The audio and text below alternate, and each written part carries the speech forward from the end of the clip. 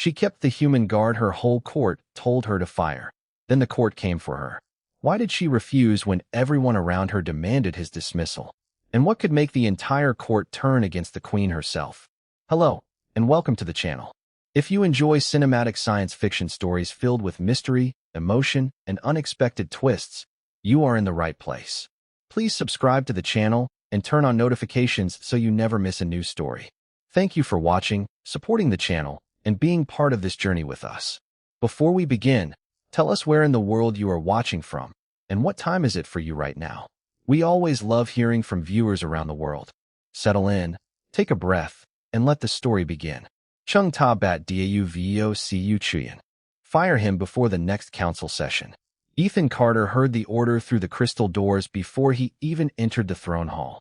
Cold blue lights spilled across the polished floor, catching on silver columns and the gold trim of the royal banners. He stopped beside the doorway, one hand resting calmly behind his back. Then he walked in. At the far end of the chamber, Queen Lyra Vane sat beneath a vast crystalline arch, sapphire skin illuminated by the pale glow of the throne. Around her stood 12 members of the royal court, dressed in layered ceremonial robes, their jeweled collars reflecting the light like tiny stars. Ethan was the only human in the room. He wore a simple dark guard uniform. No medals, no noble crest, no family insignia, just a clean collar, polished boots, and the quiet posture of a man who had learned that attention was rarely useful. High Chancellor Varric turned toward him. There he is. Ethan stopped several yards from the throne. Good morning. Several nobles exchanged irritated looks. Varric lifted his chin. You were instructed to remain outside. I was instructed to protect the queen. You were instructed to follow court protocol. Ethan glanced toward Lyra. Her Majesty is inside. A silence followed. One noble quietly covered a smile. Another looked offended. Queen Lyra did not move. Her golden eyes remained fixed on Ethan. She was younger than the ancient throne behind her suggested, perhaps 30 by human standards, but years of ceremony had taught her how to make stillness look like authority. Ethan, she said. Yes, Your Majesty. Why are you here? Because your security schedule changed. Varric stepped forward. There is no security concern. Ethan looked at him. Then why did 3 guards leave the eastern corridor 8 minutes ago? The Chancellor's expression tightened. Ethan continued, calm and almost apologetic. And why was the southern access door opened twice when it should have remained sealed? The hall became quieter. Lyra slowly leaned forward. Chancellor. Varric recovered quickly. Administrative errors. Ethan nodded. Could be. You see, Varric said. He invents suspicion from ordinary mistakes. This is precisely why the court believes he should be dismissed.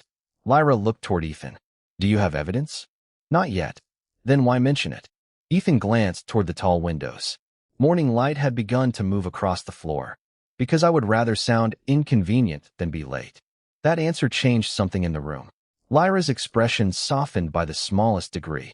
Varric noticed. Your Majesty, this is beneath the dignity of the crown. A human guard should not question the royal court. Ethan said nothing. He had heard versions of that sentence before. On Earth, it had been about rank. Here, it was about species. The words were different. The meaning was not. Lyra rose from the throne. Her silver-white robes moved quietly across the crystal steps.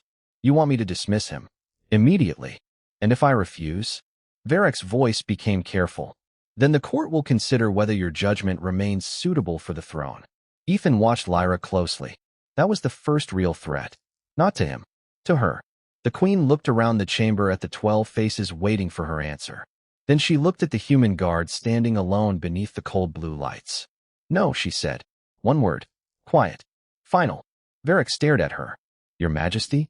Lyra descended one step. I said no. Ethan remained still. He had expected suspicion. He had expected dismissal. He had not expected her to stand between him and the entire court. Then the chamber doors opened behind them. A royal attendant hurried inside, pale and breathless. Your Majesty, she said, the Eastern Security Corridor has just reported an unauthorized access attempt. Ethan looked at Lyra. Lyra looked at Varric. For the first time that morning, nobody in the throne hall had anything to say. The Eastern Corridor was silent when Ethan Carter arrived. The polished floor reflected the pale ceiling lights, and the tall crystal walls carried a faint vibration from the palace security system. Two royal attendants stood near the sealed access door, speaking in low voices. Ethan approached without rushing. "What happened?" he asked. One attendant looked relieved. "The door opened twice." "Who authorized it?" "The system says there was no authorization." Ethan crouched beside the control panel, studying the small display. Queen Lyra arrived moments later with Chancellor Varek and several members of the court. "Report," Lyra said. The attendant bowed. "Your Majesty, the eastern access door registered 2 openings. No visitor entered the palace, but the security record was altered afterward." Varek immediately looked toward Ethan. "There. This is exactly the sort of confusion created by an unqualified guard interfering with palace systems." Ethan ignored the remark. He touched the panel gently. "When was the record altered?" The attendant checked the display. 3 minutes after the second opening." Ethan nodded. "Then the person who changed it knew the system would record the original event." Lyra stepped closer. "Meaning, they were not trying to erase the opening." Ethan looked at the corridor. "They were trying to make us notice the wrong thing." The court fell quiet again. Varek folded his hands. "And what exactly is the right thing?" Ethan pointed toward a narrow strip of silver molding beside the door. "That." Nobody reacted. Ethan walked over and examined it. A tiny indicator blinked beneath the molding, almost invisible against the polished wall. "This palace uses independent security circuits," he said. "The main door records movement, but the auxiliary system records environmental changes." Lyra looked at the indicator. "What environmental change?" "Pressure." Ethan glanced at the attendants. When the door opened, the corridor pressure changed by a fraction. The auxiliary system recorded it. One of the royal engineers hurried forward and activated a diagnostic display. A second set of records appeared. The timestamps matched the 2 door openings. But something else appeared beneath them. A short interruption in the palace communication network. Ethan stared at it. "There." Lyra followed his gaze. "What is it?" "Someone created a quiet window." "For what purpose?" Ethan did not answer immediately. He looked down the empty corridor. "To move information." Varek gave a dismissive laugh. "Information cannot simply walk through a door." Ethan looked at him. "No, but a person carrying a small device can." The Chancellor's expression hardened. "Are you accusing someone?" "Not yet." "Then stop creating suspicion." Ethan straightened. "I am creating questions." Lyra raised one hand. The room became silent. "Let him continue." Ethan looked at her. "Your Majesty, I need access to the Eastern Archive." Varek immediately objected. "That archive is restricted." Lyra turned toward him. "I know. Only senior court officials may enter." "Then I am authorizing him." Varek stared at her. "You cannot be serious." Lyra's golden eyes remained calm. "You asked me to dismiss him because he questioned the court. Now he has found something the court missed. I would like to see where his questions lead." Ethan gave a small nod. "Thank you." Lyra looked at him. "Do not thank me yet." He almost smiled. "Fair enough." The archive doors opened with a soft mechanical tone. Inside, rows of transparent shelves held centuries of royal records. Ethan stepped forward slowly, scanning the room. He did not touch anything. He simply watched. A faint blue indicator blinked near the far wall. Then another. He followed the pattern until he reached a sealed cabinet marked with the royal crest. Lyra stood beside him. "That cabinet has not been opened in 11 years." Ethan studied the lock. "Then someone opened it this morning." Lyra's expression changed. "How do you know?" Ethan pointed to a thin layer of dust along the edge. "Because the dust is disturbed." The Queen stared at the cabinet. Behind them, Chancellor Varek said nothing. Ethan looked back at him. For the first time, the human guard saw something different in the Chancellor's face. Not anger, not contempt, fear. And that was when Ethan realized the Eastern Corridor had never been about getting him fired. It had been about finding out whether the human guard was paying attention. "Someone wanted us to find that cabinet." Ethan Carter spoke quietly as he stood beside the sealed archive, his eyes fixed on the disturbed dust along its edge. Queen Lyra Vane looked at the cabinet, then toward Chancellor Varek. The palace seemed suddenly quieter than before. "Why would anyone want us to find it?" Lyra asked. Ethan studied the lock. "Because they knew I would notice." Varek folded his hands. Or perhaps the human is simply enjoying his importance. Ethan did not respond. He had learned that people revealed more when nobody interrupted them. Instead, he examined the cabinet again. The royal crest was intact. The lock had not been forced. The access record showed no entry. Yet the dust proved that the cabinet had been opened recently. Can you open it? Lyra asked. Probably. Do it. Ethan placed his hand near the control panel, but stopped before touching it. Your Majesty, there is something you should know. What? If someone opened this cabinet without leaving an access record, they understood the palace system better than most people here. Lyra's expression became serious. Then we should assume they're still watching. Ethan nodded. That would be my assumption. He activated the panel. The lock displayed a sequence of symbols. Ethan studied them without touching anything. This is not a normal royal lock. Varric stepped closer. It is an old ceremonial seal. Ethan shook his head. No. Ceremonial seals do not request biometric confirmation. Lyra looked at him. What does it want? 2 authorized identities. Ethan glanced at the queen. Yours and someone else. Who? Ethan pointed toward the lower corner of the display. A small human symbol had appeared. Lyra stared at it. That is impossible. Ethan looked at the symbol. I agree. Varric's face had gone pale. What does it mean? Ethan answered carefully. It means this cabinet was designed to recognize a human. Nobody spoke. Lyra stepped closer. Can you use your identity? I can try. He placed his palm against the scanner. For several seconds, nothing happened. Then the panel turned gold. Authorized. The cabinet unlocked with a soft mechanical click. Inside was not treasure, a weapon, or a royal artifact. It was a single transparent data cylinder resting on a black velvet stand. Ethan reached toward it, then stopped. Someone wanted us to find this. Lyra nodded. Then we should learn why. Ethan activated the cylinder. A projection appeared above the cabinet. An older alien woman stood in a formal chamber. Her face was unfamiliar, but her voice carried the unmistakable authority of a former ruler. If this record has been opened, she said, then the court has already begun to fracture. Lyra's eyes narrowed. That is my grandmother. Ethan watched the recording. The former queen continued. There is a division within the royal court that believes the crown should become ceremonial. They will present themselves as protectors of tradition. They will speak of stability. They will promise order. The recording paused briefly. Do not mistake quiet voices for harmless ones. Lyra looked toward Varric. He remained perfectly still. The recording continued. There is one person who must remain close to the throne when this begins. Not a noble, not a minister, not a military commander. Ethan felt the room change. A guard, the recording said. A human guard. Lyra slowly turned toward Ethan. She knew about you. Ethan shook his head. She knew about someone like me. The recording continued. Humans are useful because they are not bound by our court traditions. They observe without assuming. They question without needing permission. If one ever reaches the palace, keep that person close. The projection ended. Silence returned. Lyra looked at Ethan for a long moment. My grandmother expected this. It seems so. And she expected a human to be here.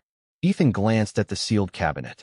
Maybe she expected someone who would notice what everyone else ignored. Varric finally spoke. Your Majesty, we should discuss this privately. Lyra turned toward him. We are already discussing it privately. The Chancellor looked unsettled.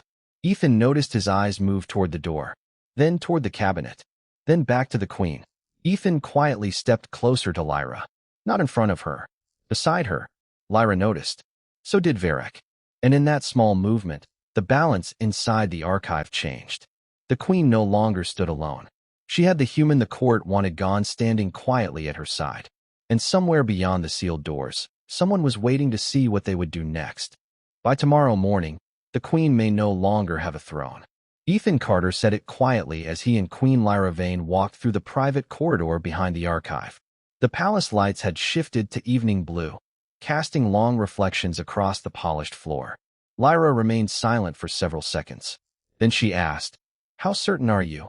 Certain enough to stay close. That is not an answer. It is the safest one. She glanced at him. You always speak like that. Only when people are listening. A faint smile touched her face before disappearing. They reached a small private chamber overlooking the inner gardens. Beyond the glass, silver trees moved gently beneath artificial moonlight. Lyra closed the door. My grandmother believed a human guard would appear when the court began to fracture. Ethan nodded. And now the court wants me removed. Yes. Convenient. Or dangerous. Ethan looked through the glass. Both can be true. Lyra walked toward a small table and activated a private display. A list of royal officials appeared. Ethan studied it carefully. Several names were marked with the same gold symbol found in the archive. What does that mean? He asked. Trusted members of the court. Ethan looked again. How many? 27. And how many attended this morning's council? 24. Ethan pointed to 3 names. These 3 were absent. Lyra nodded. They claimed illness. All 3. Yes. Ethan looked at her. That is not very subtle. Nobles rarely believe they need to be subtle. He almost smiled. That may be useful. Lyra's expression became thoughtful. You are different from the guards I have known. How? They protect my body. She paused. You protect my decisions. Ethan looked at her. I protect you. Even when you disagree with me? Especially then. The queen studied him. The court hates that. The court does not have to like me. You understand that you may never be accepted here? I did not come here to be accepted. The answer was simple. It seemed to affect her more than he intended. Before either could speak again, the private display chimed. A message appeared from the royal court. Emergency session requested. Lyra read it once. They want another council meeting tonight. Ethan looked at the clock. How long? 20 minutes. Then we should go. Lyra did not move. They will demand your dismissal again. Probably. They may demand mine. Ethan looked directly at her. Then let them speak. You are not worried? I am. You do not look worried. That is because worrying is private. Lyra gave a quiet laugh. You are impossible. I have heard that before. They entered the throne hall together. The entire court was already waiting. Every noble stood beneath the crystalline banners, their expressions controlled and formal. Chancellor Varric stepped forward. Your Majesty, the court has reached a unanimous conclusion. Lyra sat beneath the royal arch. Ethan remained several steps behind her. Then speak, she said. Varric lifted a document. The human guard must be dismissed immediately. Ethan watched the room. Not the chancellor. Not the queen. The others. One noble looked toward the eastern doors. Another checked a concealed communicator. A third avoided Varric's eyes entirely. Ethan leaned slightly toward Lyra. Do not answer yet. Her eyes moved toward him. Why? Because they are not waiting for your decision. The queen's expression sharpened. What are they waiting for? Ethan looked toward the eastern doors. For someone to arrive. As if summoned by the words, the doors opened. 3 senior nobles entered together. The hall fell silent. The oldest carried a sealed royal document. He stopped before the throne and bowed. Your Majesty, he said, we are here to invoke the ancient succession clause. Lyra's face remained calm. Ethan noticed her fingers tightened slightly against the armrest. The noble continued. By royal law, the court may remove a monarch who has lost the confidence of the ruling houses. Ethan looked across the chamber. 27 gold symbols glowed faintly on the court's private displays. He finally understood. They had never been trying to fire him because they disliked having a human guard. They wanted him gone because he was the one person who could see the pattern. Lyra looked toward Ethan. He gave the smallest nod. She rose from the throne. Then let the court speak. And for the first time, the nobles realized the queen was not afraid of their accusation. She was waiting for them to reveal everything. The throne hall had never felt so quiet. Ethan Carter stood several steps behind Queen Lyra Vane, while the senior nobles arranged themselves beneath the crystalline banners. The ancient succession clause remained projected above the court, its golden letters reflected across the polished floor. Lyra looked at the document without touching it. You claim I have lost the confidence of the ruling houses, she said. The eldest noble bowed. That is correct, Your Majesty. All of them. A sufficient majority. Ethan watched the court instead of the speaker. He counted the subtle movements. 3 communicators activated beneath ceremonial sleeves. 2 nobles exchanged brief glances. Chancellor Varric remained perfectly still. Too still. Lyra noticed Ethan's attention. What do you see? She asked quietly. People who already know the outcome. And they are waiting for something. The queen turned back toward the court. Then let us hear the accusation. The noble raised his document. Your Majesty, you have allowed an unrecognized human to remain within the royal security circle despite repeated objections from the court. You have ignored traditional authority and placed personal judgment above established law. Ethan felt every eye in the chamber shift toward him. He remained calm. Lyra's voice stayed steady. Is that your entire accusation? It is the clearest example of your failure. Ethan almost smiled. The court had finally made its mistake. They had turned his presence into evidence against the queen. Lyra looked at him. He gave the smallest nod. She understood. Very well, she said. Then I will ask one question. The chamber waited. If my guard is the reason you believe I have failed, why did you spend the entire morning trying to remove him before presenting this claim? The noble hesitated. Because his presence is unacceptable. That is not an answer. Lyra's golden eyes moved across the court. Why were the Eastern security records altered? Silence. Why was the royal archive opened without authorization? More silence. And why were 3 members of this court absent from the morning session, only to arrive together tonight with a succession document prepared in advance? The atmosphere changed. Ethan watched Varek. The chancellor's eyes moved briefly toward the 3 nobles. That was enough. Lyra saw it too. You prepared this before today's session, she said. The eldest noble straightened. We prepared for the possibility of instability. No, Ethan said quietly. Every face turned toward him. He stepped forward. You prepared for certainty. Varek's expression hardened. You have no authority to speak. Ethan looked at him. You are right. Then he turned toward Lyra. But she does. Lyra raised one hand. Let him speak. Ethan walked to the center of the chamber. The eastern corridor was used to create a false security event. The archive was opened to make us investigate the wrong location. The old royal record was left there deliberately.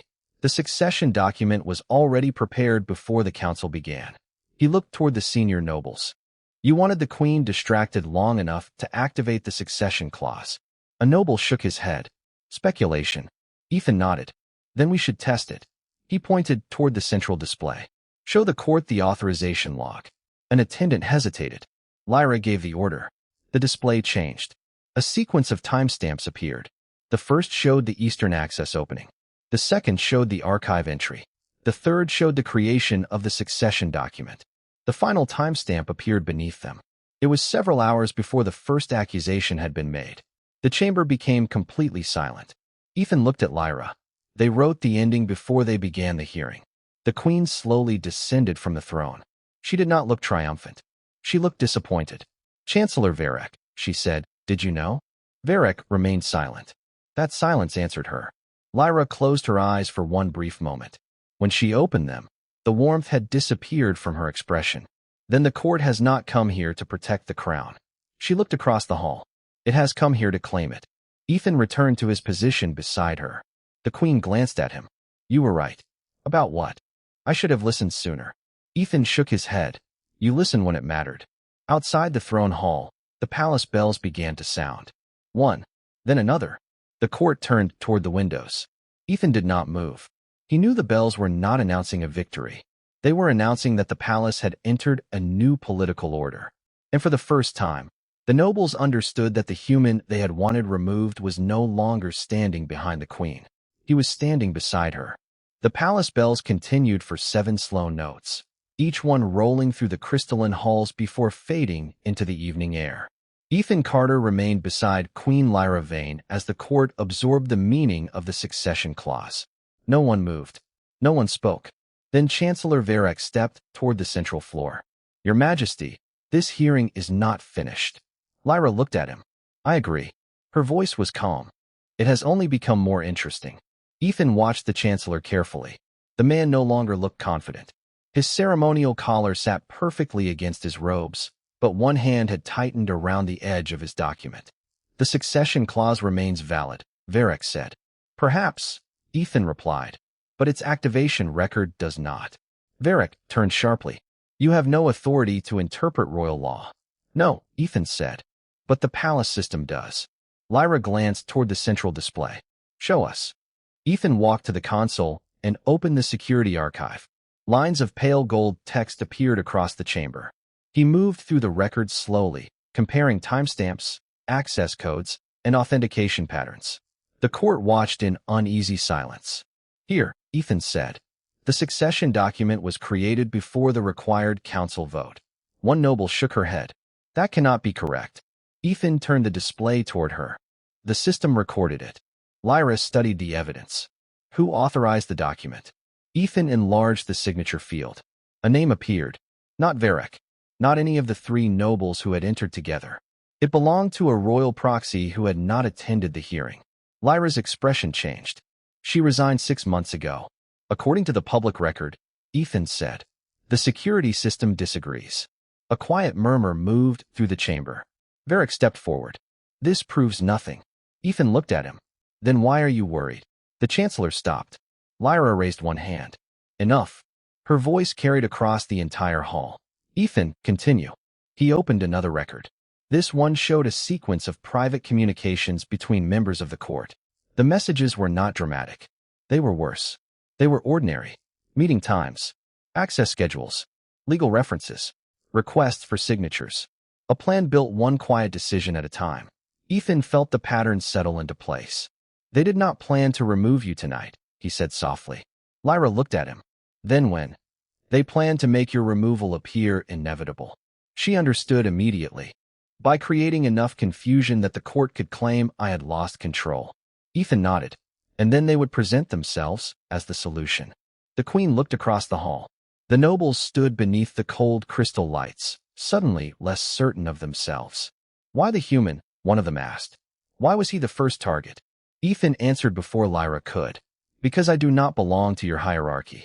The noble frowned. Explain. Your court is built on relationships. Family. Rank. Favors. Reputation. I arrived without any of those. He looked around the room. That makes me difficult to predict. Lyra's golden eyes rested on him. And difficult to control. Ethan nodded. Exactly. A faint silence followed. Then Lyra stepped down from the throne. Her silver robes whispered across the polished floor. She stopped beside Ethan rather than above him. That, she said quietly, is why I kept you. Ethan looked at her. You kept me because I was useful.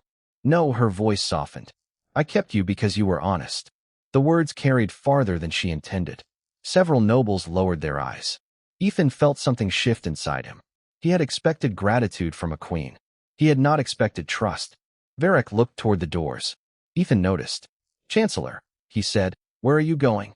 Varric stopped. I need air. Then take it here. The queen's tone was polite, but final.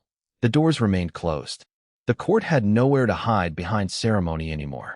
Then a soft chime sounded from the central console. A new message appeared. Royal Security Network. External authority requesting access. Ethan stared at the words. Lyra stepped closer. Who is requesting access? He opened the message. The authorization carried the royal seal. But beneath it was another designation. High Court Oversight. Ethan looked at Lyra. That is not from inside the palace. Her expression became still. Then someone outside the court knows what is happening. The lights along the walls dimmed. The great doors remained closed. And for the first time that night, Ethan realized the people inside the throne hall might not be the only ones watching the queen. The court was not the only thing watching the queen. Ethan Carter kept his voice low as the final message remained suspended above the throne hall, glowing in cold blue letters. The palace air smelled faintly of polished crystal and warm circuitry. Somewhere beyond the walls, hidden systems hummed beneath the ancient structure. Queen Lyra Vane stood beside him, her sapphire skin reflecting the pale light. Can they access the palace? She asked. Not without a valid royal credential. And they have one. Apparently. Lyra looked toward the court. Then we have a problem. Ethan studied the display. The request carried the seal of High Court Oversight, an authority older than most of the nobles standing in the room. This is not an attack, he said. It is a demand for compliance. Chancellor Varric immediately spoke. Then we should obey. Ethan looked at him. Why? Because the authority is legitimate. Legitimate does not mean trustworthy. A few nobles exchanged uncomfortable glances. Lyra raised her hand. Ethan, can you determine who sent it? I can try. He moved to the console and opened the communication record. Lines of pale text appeared, each one tagged with a time, location, and authentication code. He read silently. Then he stopped. What? Lyra asked. The message was routed through the palace. Her expression tightened, meaning it originated here. The hall went still. Ethan enlarged the routing path. The signal had entered through an internal relay located beneath the throne chamber. Lyra looked toward the floor. There is a relay beneath the throne? There is now. Ethan paused. But the design is older than this palace. The queen looked at the crystalline floor beneath her feet. Can you access it? Not from here. Then where? Ethan pointed toward the western corridor. The old ceremonial wing. Varric stepped forward.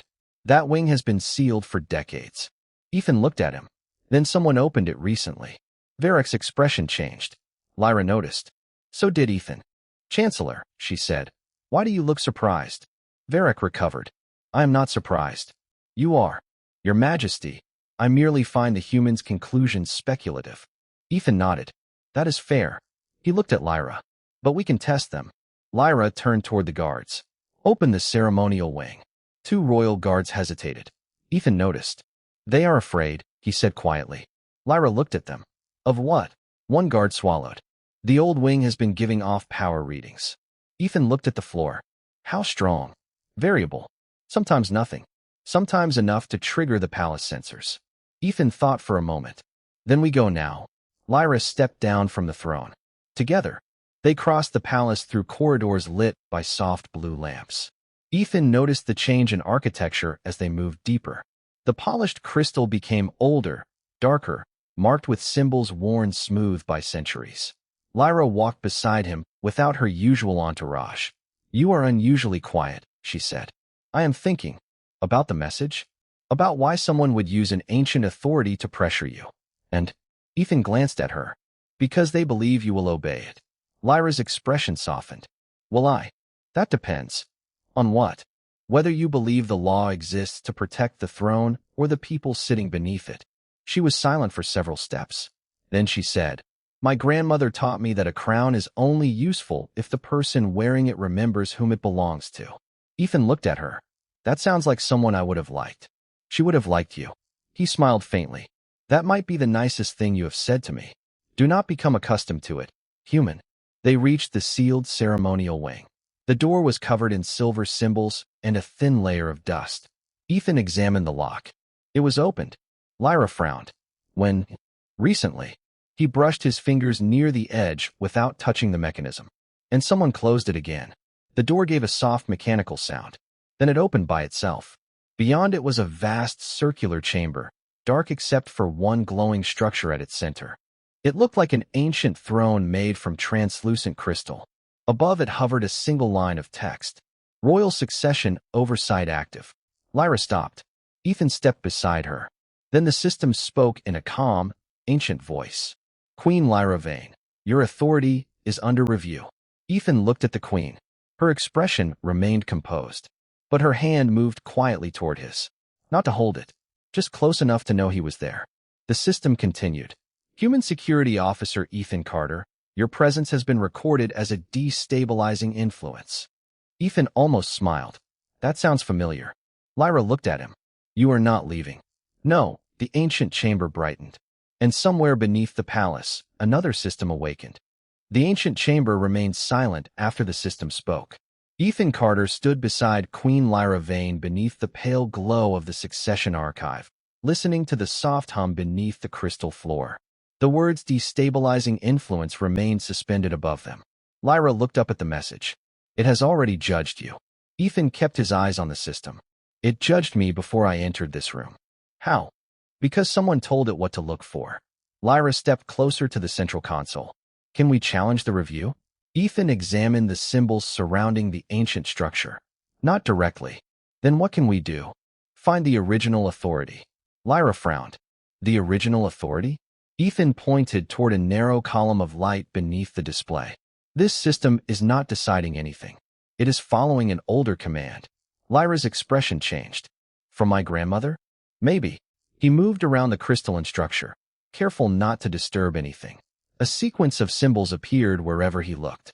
Most were unfamiliar. One was not. It matched the symbol from the archive cabinet. Ethan stopped. There. Lyra joined him. What is it? The human authorization mark. But you said that mark was impossible. I said it should be impossible. Ethan touched the console. The chamber responded with a low tone. A new message appeared. Dual authority required. Lyra Vane. Ethan Carter. Lyra stared at the names. It knows us. It was designed to. Why would an ancient royal system require a human?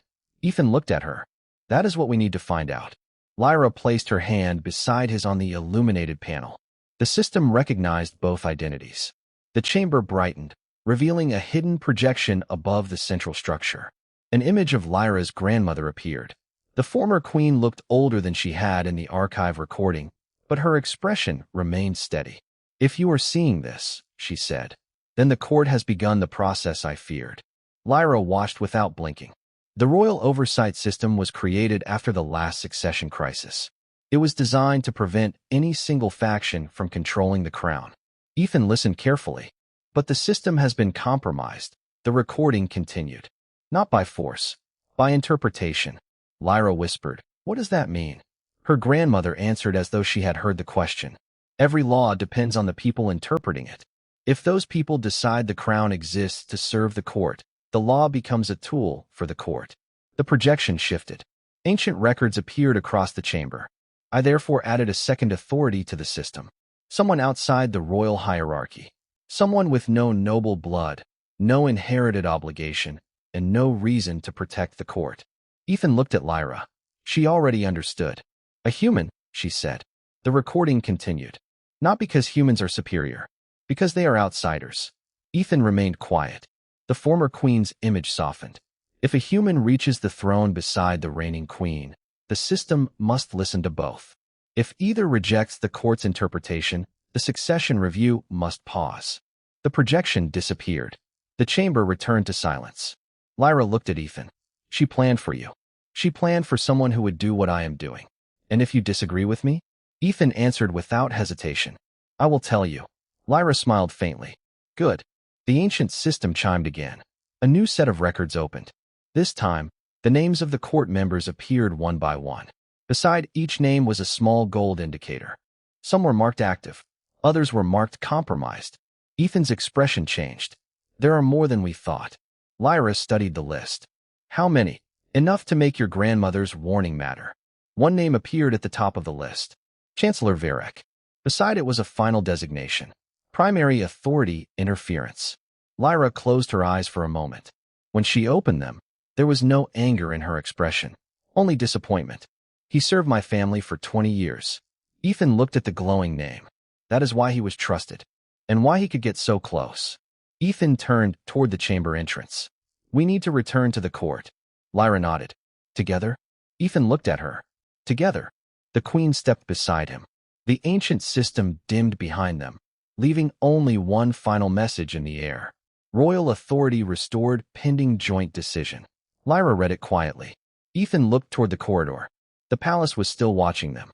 But now, for the first time, the system was watching the court too. The throne hall was waiting when Queen Lyra Vane and Ethan Carter returned from the ancient ceremonial wing. The court had not moved. Chancellor Varek still stood beneath the royal banners, surrounded by nobles who now looked less certain than before. Ethan noticed the difference immediately. Before, they had watched Lyra. Now, they watched each other.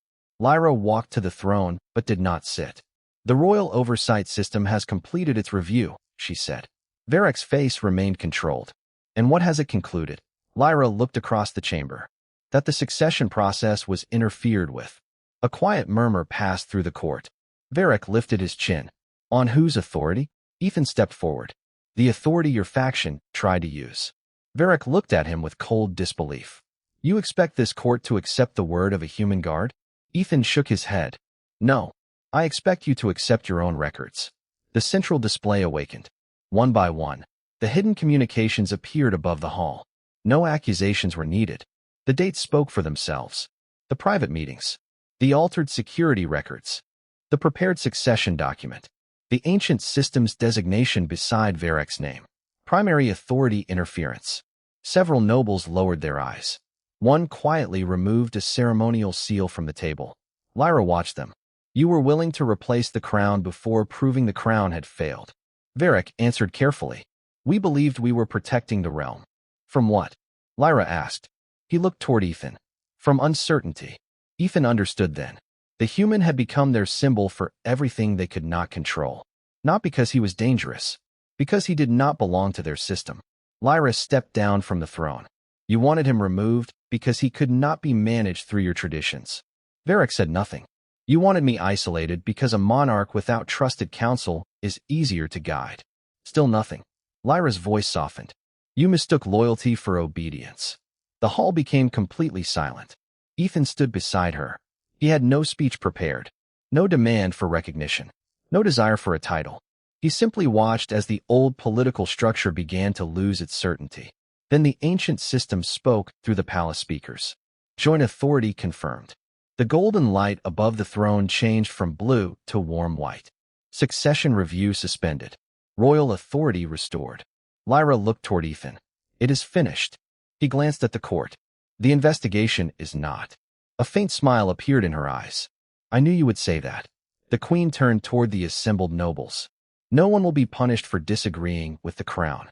Several faces lifted in surprise. But no one will again be allowed to use tradition as a substitute for truth. She removed the succession document from the central table and placed it aside. The royal court will be restructured. Security records will become independently auditable. Succession authority will require multiple confirmations. And no member of the court will be above review. Varric looked down. His title had not been stripped in anger. It had simply lost its protection. Ethan watched Lyra return to the throne. She paused before sitting. Ethan. He looked at her. Yes, Your Majesty. You were once told to leave this palace. I remember. Would you like a higher rank? Ethan considered the question. Will it help me do my job? No. Then I am fine where I am. Lyra smiled. Of course you are. She sat beneath the crystalline arch. Ethan returned to his place beside the throne. Not behind it. Beside it. The court noticed. No one objected. Later, when the hall had emptied and the palace lights shifted toward dawn, Lyra stood by the great window overlooking the silver gardens. Ethan remained nearby. You know, she said. Most people would have asked for something. From a queen. Yes. Ethan looked at the first light touching the horizon. I already received what I wanted. She turned toward him. What was that? He answered simply. To know you were safe. Lyra said nothing. Beyond the glass, the palace reflected the morning sky. The throne still stood where it had stood for centuries. The crown still carried its ancient weight. But the woman beneath it was no longer alone. And beside her stood a human who had never needed a title to prove where he belonged. Sometimes loyalty does not announce itself. Sometimes it simply stays when everyone else has been given a reason to leave.